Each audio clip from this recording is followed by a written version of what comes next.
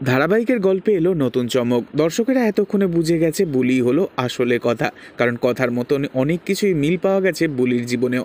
আর সর্বোপরি কথার যেমন এভিকেই পছন্দ ছিল, ঠিক তেমনই বুলিরও পছন্দ এভিকেই। কিন্তু হঠাৎই গল্পে এসে গেছে মিস রিচা। সকলেই জানে মিস রিচা হঠাৎ এসেছে এভির মাই মম ক্যাফেটাকে সামলাতে এবং এভিকে সুস্থ করে তুলতে। কিন্তু দেখা যায় রিচার উদ্দেশ্য আসলে অন্য। রিচাকে ফোনেতে কথা বলতে শোনা গেছে, সে নাকি এবার গুহ ফার্মাসিউটিক্যাল, গুহ বাড়ি, কথা হার্বাল, এমনকি মাই মম ক্যাফে সবই সে ছিনিয়ে নেবে এবার গুহ পরিবারের থেকে। তাই আর সে কখনোই কোনোভাবে সুস্থ হতে দেবে না এভিকে। এভি আগের অবস্থায় ফিরে এলে ভীষণই সমস্যা হবে রিচার, এমনটাই বিশ্বাস করে রিচা।